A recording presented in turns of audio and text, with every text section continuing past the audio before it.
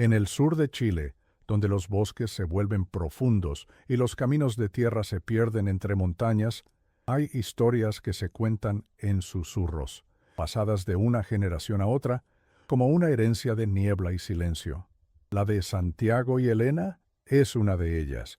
No comienza con un estruendo, sino con la quietud de una mañana de otoño en 1993. Santiago, un arquitecto de 28 años con manos de artista y una sonrisa que parecía capaz de enderezar cualquier cosa torcida en el mundo, le preparaba el desayuno a Elena, su novia desde la adolescencia.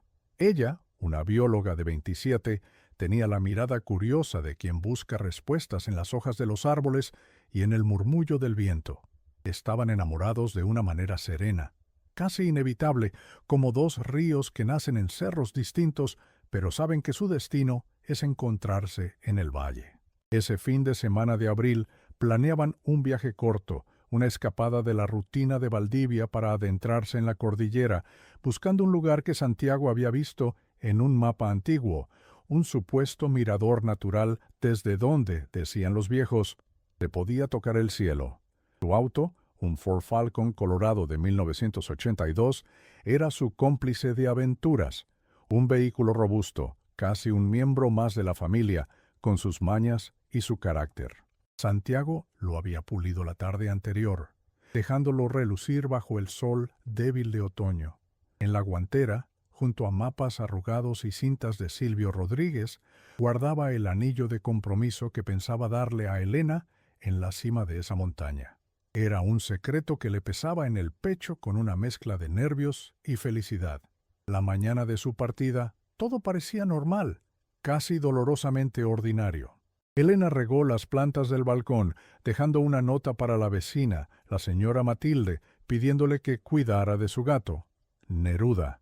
Santiago revisó el aceite y el agua del Falcon por última vez. Se despidieron de sus padres por teléfono con la promesa casual de «nos vemos el domingo en la tarde». No hubo presagios oscuros, ni cielos amenazantes. Solo el aire fresco de la mañana, cargado del olor a leña quemada de las casas vecinas y la promesa de un fin de semana juntos. Sin embargo, en la memoria de quienes los amaban, ciertos detalles cobraron después un peso insoportable. La madre de Elena recordaría que su hija sonaba extrañamente melancólica en el teléfono, como si una sombra pasajera hubiera cruzado su voz. El mejor amigo de Santiago, Javier, juraría que al despedirse el día anterior, Santiago le dio un abrazo más largo de lo normal, casi como una despedida. Detalles fútiles quizás, o quizás las primeras notas de una canción que nadie quería escuchar. Salieron de la ciudad con las ventanas bajas, dejando que el viento les revolviera el pelo. La música sonaba en la radio del auto, mezclándose con sus risas. Se detuvieron en un pequeño pueblo llamado Los Helechos para comprar pan amasado y queso de campo. La mujer que los atendió, una anciana de manos ásperas y ojos penetrantes, los recordaría después. Parecían una postal, diría a la policía, dos jóvenes hermosos, llenos de vida. Pero había algo en sus ojos, una prisa, como si el tiempo se les estuviera acabando. Dejaron atrás el asfalto y se adentraron en los caminos de ripio que serpenteaban hacia la cordillera. El Falcon Colorado levantaba una nube de polvo a su paso, un punto rojo vibrante contra el verde infinito del bosque. El domingo por la tarde no regresaron. La noche cayó y el teléfono no sonó. El lunes, la preocupación se convirtió en una alarma silenciosa que empezó a gritar en el pecho de sus familias. El martes, sus rostros sonrientes estaban en los noticieros. Santiago y Elena, la pareja que se había ido a buscar un mirador para tocar el cielo, se había desvanecido. Se los había tragado la tierra, el bosque, el silencio. Nunca volvieron a casa. Pero algo sí regresó. Cuando una persona desaparece, el tiempo se fractura. El pasado inmediato se convierte en un campo minado de pistas. Un rompecabezas donde cada pieza, por insignificante que parezca, adquiere una dimensión sagrada. Para los investigadores y las familias de Santiago y Elena, reconstruir sus últimas horas fue como intentar atrapar el humo con las manos. La última vez que alguien los vio con vida fue en esa tienda de abarrotes en el pueblo de Los Helechos. La dueña, doña Elvira, se convirtió en el primer y más importante testigo. Su testimonio, repetido hasta el cansancio frente a carabineros de mirada cansada, pintaba un cuadro de normalidad inquietante. Él le compró un chocolate a ella, recordaba Elvira, con su voz rasposa. Uno de esos con almendras que tanto le gustaban a los jóvenes. Se reían mucho. Ella le acomodó el cuello de la camisa. Él le pasó el brazo por los hombros. Eran como los protagonistas de una película romántica. Compraron pan, queso, 2 botellas de agua mineral y una bolsa de manzanas. Pagaron con un billete arrugado que Santiago sacó del bolsillo de sus jeans. No preguntaron por direcciones, no parecían perdidos. Al contrario, se movían con la confianza de quienes saben exactamente a dónde van. Doña Elvira recordó un detalle más. Mientras salían, un segundo auto, una camioneta vieja y destartalada de color oscuro, se detuvo brevemente al otro lado de la calle. No pudo ver al conductor, solo la silueta de un hombre con sombrero. No le dio importancia, en ese momento. Era solo un vehículo más en un pueblo donde todos se conocían de vista. La siguiente señal era más etérea, casi un fantasma. Un guardabosques que hacía su ronda a caballo por uno de los accesos al Parque Nacional Alerce Andino juró haber visto un Ford Falcon rojo subiendo por un camino secundario, uno que no llevaba a ninguna parte turística, sino que se internaba en una zona de bosque denso y explotación forestal abandonada. Me pareció raro, declaró. Ese no es un camino para un auto así. Es traicionero, lleno de baches y barro. Pensé en detenerlos, pero iban rápido, como si huyeran de algo. Eran cerca de las 3 de la tarde del sábado. El guardabosques siguió su camino, y la imagen del auto rojo se perdió en su memoria, solo para regresar, semanas después, como una espina. En la cabaña que habían planeado alquilar y a la que nunca llegaron, el dueño encontró la reserva intacta. La chimenea estaba lista para ser encendida, la leña apilada junto a ella. Sobre la mesa, una botella de vino local que él mismo había dejado como bienvenida. Todo esperaba en un silencio expectante. Pero la pista más dolorosa se encontró en su departamento en Valdivia. Sobre la cama deshecha de Santiago, sus padres hallaron el mapa antiguo que lo había obsesionado. El mirador estaba marcado con un círculo rojo, pero no había una ruta clara para llegar. Era un punto vago en medio de una vasta mancha verde. Junto al mapa, un libro de poemas de Neruda que Elena leía, abierto en una página subrayada. Quiero hacer contigo lo que la primavera hace con los cerezos. La policía en esos primeros días siguió el protocolo. Se asumió un accidente. Se peinaron los barrancos cercanos a la carretera principal. Se consultó a los hospitales de la región. Se emitieron alertas. Pero el Ford Falcon colorado parecía haberse vuelto invisible. No había rastros de una frenada, ni un trozo de vidrio en el camino, ni una gota de aceite en la tierra. Nada. Era como si, después de esa tienda en los helechos y ese avistamiento fugaz del guardabosques, el auto y sus ocupantes simplemente hubieran dejado de existir. La normalidad de sus últimos actos era lo que más crispaba los nervios. El pan comprado, el chocolate, la sonrisa, todo parecía tan ordinario hasta que dejó de serlo. El silencio que siguió a esas últimas señales no era un silencio vacío. Estaba lleno de preguntas que gritaban. El dolor de la incertidumbre es un veneno lento. Para las familias de Santiago y Elena, los días que siguieron a la desaparición se convirtieron en una pesadilla despierta, un ciclo interminable de esperanza y desolación. La búsqueda oficial, liderada por Carabineros de Chile, comenzó con un optimismo cauto que pronto se desvaneció ante la inmensidad del paisaje. Equipos de rescate, con sus chaquetas naranjas y sus perros entrenados, se adentraron en los bosques, descendieron a quebradas cubiertas de niebla y recorrieron kilómetros de caminos forestales. Pero el sur de Chile es un laberinto de árboles milenarios, ríos caudalosos y una geografía que parece diseñada para guardar secretos. El Ford Falcon rojo era una aguja en un pajar infinito. Pronto, la búsqueda dejó de ser solo oficial, se convirtió en un movimiento del corazón. Amigos, compañeros de universidad, vecinos e incluso desconocidos conmovidos por la historia, Se organizaron en brigadas ciudadanas.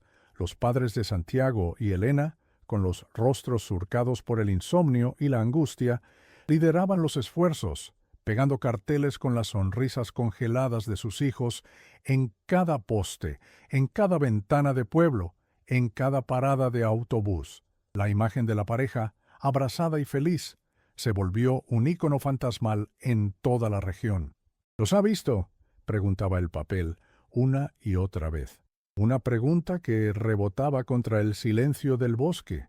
Los medios de comunicación nacionales descendieron sobre Valdivia, convirtiendo la tragedia privada en un espectáculo público. Cámaras de televisión entrevistaban a familiares con la voz rota, a policías que ofrecían declaraciones vagas y a expertos que tejían teorías en el aire. La presión mediática generó una atmósfera de caos. El teléfono de la familia no dejaba de sonar.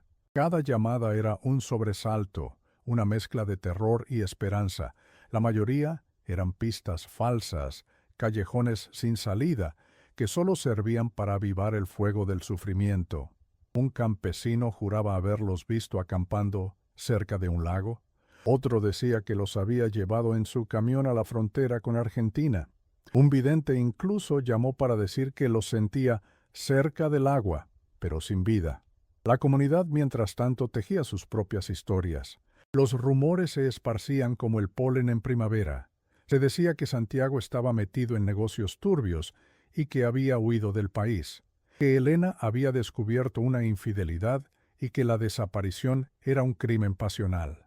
Algunos, los más viejos del lugar, desempolvaron leyendas locales. Hablaban del Trauco, el mítico ser de los bosques que enamora a las doncellas y se las lleva, o de la Cueva de los Lamentos, un lugar maldito en lo profundo de la cordillera del que nadie regresa.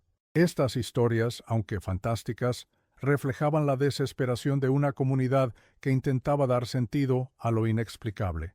Con el paso de las semanas, la búsqueda oficial comenzó a reducir su intensidad. Los recursos eran limitados y no había nuevas pistas. Los equipos de rescate se retiraron. Los noticieros se fueron en busca de otras tragedias. Solo quedaron las familias, los amigos y sus carteles descoloridos por la lluvia. El desgaste emocional era brutal. Las discusiones, antes impensables, comenzaron a surgir entre las dos familias, nacidas de la impotencia. ¿Por qué Santiago eligió ese camino? ¿Por qué nadie los detuvo? Eran preguntas sin respuesta, lanzadas al aire como piedras, buscando un culpable que no existía. La búsqueda se había estancado, dejando tras de sí un eco de dolor y un paisaje lleno de preguntas. La tierra había cerrado su boca y la espera apenas comenzaba. El tiempo tiene una manera cruel de lijar los bordes de la tragedia, de convertir un grito desesperado en un murmullo persistente. Para el resto del mundo, el caso de Santiago y Elena se fue convirtiendo en una estadística más, un archivo polvoriento en una comisaría de provincia. Pero para sus seres queridos el tiempo no pasó. Se detuvo en seco en aquel otoño de 1993.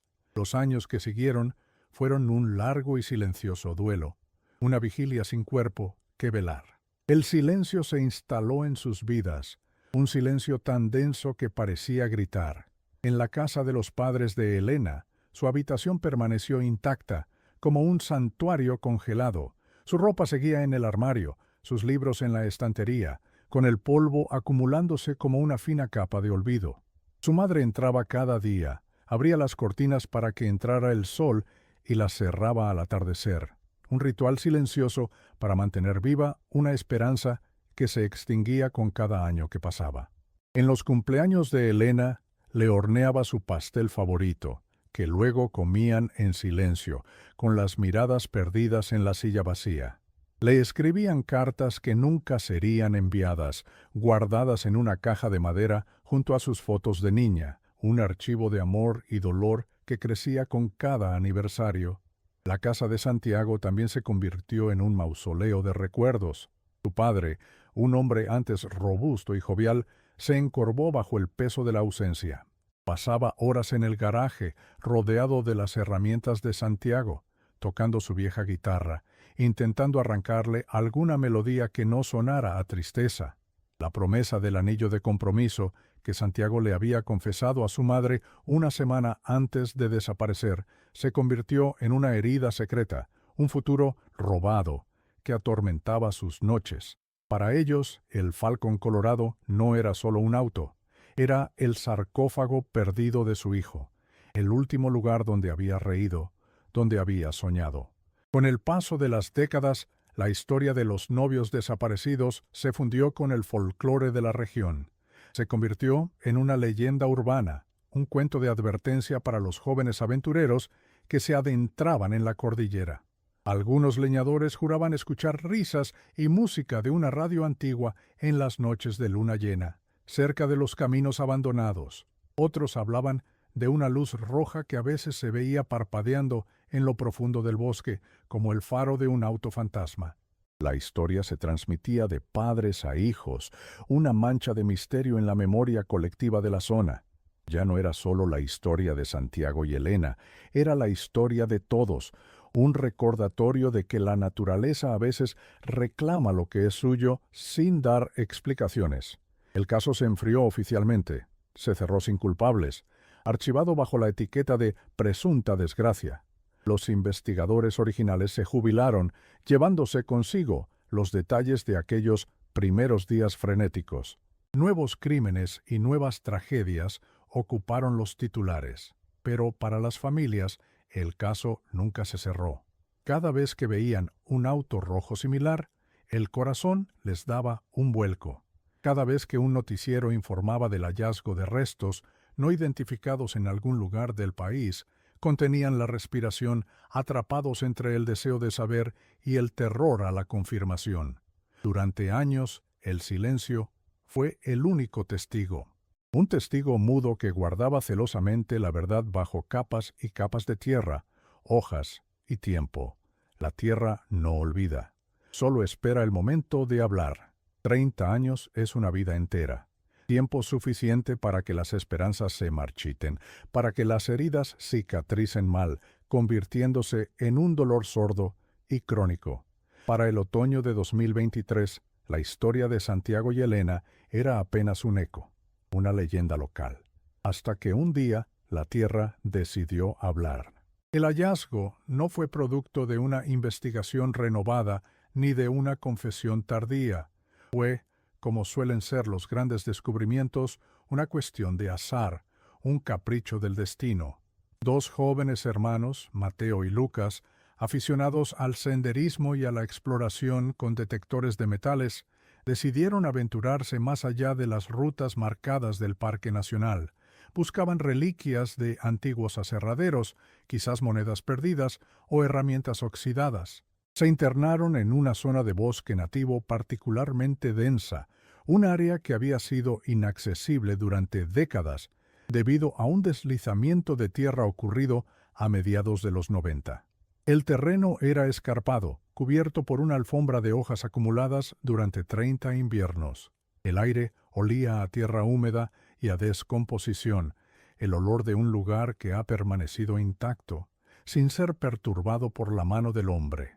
Fue el detector de metales de Lucas el que empezó a emitir una señal fuerte, insistente, no el pitido agudo de una moneda, sino un zumbido grave y extenso. «Debe ser una plancha de zinc de algún techo viejo», dijo Mateo, escéptico. Empezaron a cavar con una pequeña pala de campamento, más por curiosidad que por convicción. La tierra estaba compacta mezclada con raíces gruesas. A unos 30 centímetros de profundidad, la pala chocó con algo duro. No era la textura de una roca. Era lisa, metálica y fría. Limpiaron la tierra con las manos y un color emergió de la oscuridad del suelo. Un rojo opaco, casi granate, cubierto de óxido y barro. Siguieron cavando, con el corazón latiéndoles en los oídos, y la forma se fue revelando. El techo curvo de un vehículo. Era un auto enterrado en medio de la nada. Asustados y emocionados a partes iguales, corrieron hasta encontrar señal de celular y llamaron a carabineros. La noticia se manejó con sigilo al principio, Pero el secreto era demasiado grande para ser contenido. Cuando el equipo forense llegó al lugar, la atmósfera era de una solemnidad casi religiosa. Acordonaron la zona, un claro rodeado de coigües y mañíos centenarios. La excavación fue un proceso lento y meticuloso, una cirugía arqueológica. Poco a poco el Ford Falcon de 1982 fue emergiendo de su tumba de tierra. El costado derecho estaba abollado, como si hubiera recibido un fuerte impacto antes de ser cubierto. Las llantas estaban reventadas, los vidrios rotos. La naturaleza había empezado a reclamarlo. Musgo crecía en las juntas de las puertas y pequeñas raíces se habían colado por las grietas del parabrisas.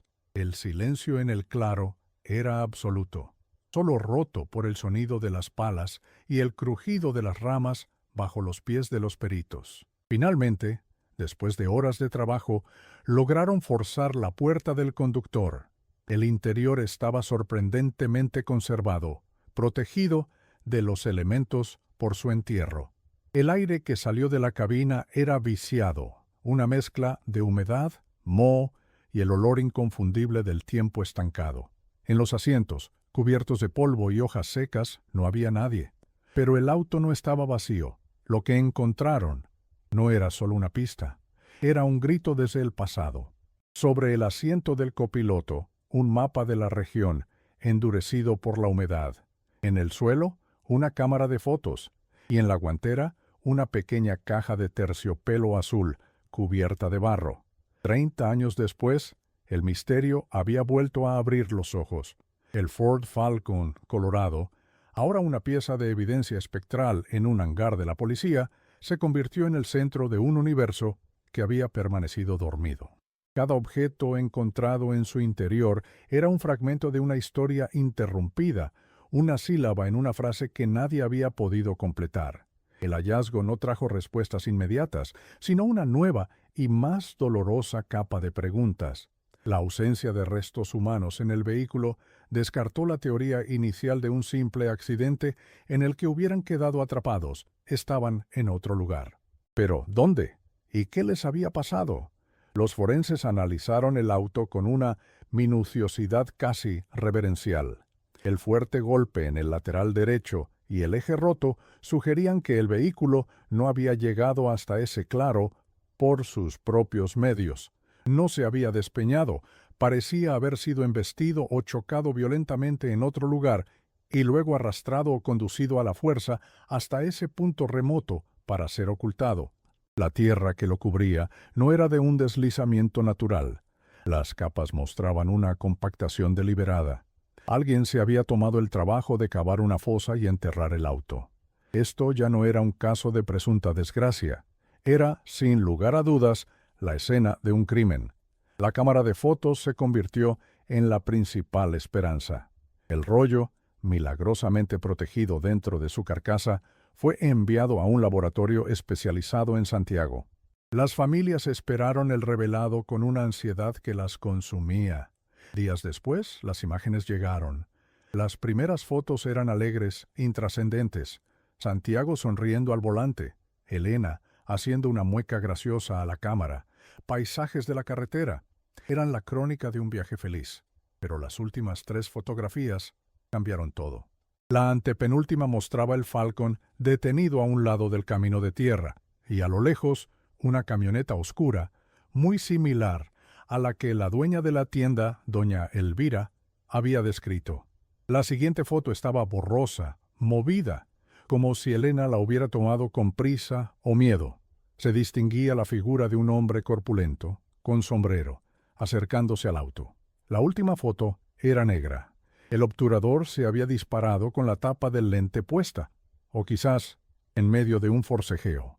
La caja de terciopelo azul de la guantera contenía el anillo de compromiso. Brillaba intacto, ajeno a los 30 años de oscuridad. La visión del anillo fue un golpe devastador para ambas familias. Era la prueba tangible de un futuro que nunca fue, de una pregunta que nunca se hizo y una respuesta que nunca se dio. La confrontación con esta verdad a medias reabrió viejas heridas. Javier, el mejor amigo de Santiago, confesó entre lágrimas algo que había guardado por 3 décadas. Santiago le había contado que un antiguo capataz de un fundo de su padre, un hombre violento al que había despedido por malos tratos, lo había amenazado semanas antes del viaje. El hombre vivía en la zona cordillerana y conducía una vieja camioneta oscura. El miedo lo había hecho callar en 1993. La teoría de un encuentro fatal tomó una fuerza abrumadora. Un altercado en el camino, una discusión que escaló, un secuestro. El entierro del auto era la firma de un culpable que quería borrar toda evidencia. Pero la verdad seguía siendo incompleta. El sospechoso, aquel capataz, había fallecido de causas naturales hacía más de una década, llevándose cualquier secreto a la tumba. Sin los cuerpos de Santiago y Elena, ¿no se podía cerrar el círculo? ¿Los habían asesinado y ocultado en otro lugar? ¿O habían logrado escapar de ese enfrentamiento solo para perderse y perecer en la inmensidad del bosque? El hallazgo del auto no fue un punto final. Fue un punto, y aparte que abría un capítulo aún más oscuro, uno lleno de sombras, culpas tardías y la certeza de que la verdad completa quizás ya no pertenecía al mundo de los vivos. ¿Qué queda después de 30 años de silencio y un grito ahogado que emerge de la tierra? No queda el cierre, esa palabra limpia y ordenada que tanto anhelan los que sufren. Lo que queda es una historia transformada, una cicatriz que la comunidad y la familia aprenden a mirar de una manera nueva. El caso de Santiago y Elena dejó de ser una leyenda de fantasmas para convertirse en una tragedia humana, palpable y dolorosamente real. Ya no eran los novios desaparecidos del bosque, sino Santiago, el arquitecto que quería regalar un anillo en la cima de una montaña, y Elena, la bióloga que subrayaba poemas de amor. Su humanidad, sepultada bajo décadas de mitos, había sido finalmente exhumada. Para la comunidad de Valdivia y los pueblos cordilleranos, el descubrimiento fue un espejo. Les devolvió la imagen de su propia memoria, de los rumores que dejaron correr, del miedo que los hizo callar, de la solidaridad inicial que se fue apagando con el tiempo. El caso los obligó a preguntarse cuántas otras verdades duermen bajo la tierra, cuántas historias esperan una pala azarosa o una conciencia culpable para salir a la luz. El bosque, antes visto solo como un paraje de belleza natural, adquirió una nueva dimensión, una profundidad más sombría, un recordatorio de que sus senderos guardan ecos de todo lo que han presenciado. Se organizaron vigilias y se instaló una pequeña placa de bronce en el lugar del hallazgo, no como un monumento a la muerte, sino como un homenaje a una vida interrumpida y a un amor que, de alguna manera, se sentía aún presente. Para las familias, la revelación fue una tormenta. Trajo consigo la certeza de un crimen, lo cual fue, paradójicamente, un alivio y una condena. Alivio, porque ponía fin a las tortuosas teorías de una fuga voluntaria o un abandono. Condena, porque confirmaba que sus hijos habían sido víctimas de la violencia de otro ser humano y que, muy probablemente, nunca podrían darles una sepultura digna. Los padres, ahora ancianos, encontraron en su dolor compartido un lazo que las sospechas y el tiempo habían desgastado. Ya no se culpaban, lloraban juntos por el mismo futuro robado, por los nietos que no conocieron, por las risas que se apagaron en un camino solitario. La historia ya no era sobre cómo desaparecieron, sino sobre todo lo que se perdió con ellos. ¿Qué aprendimos de todo esto?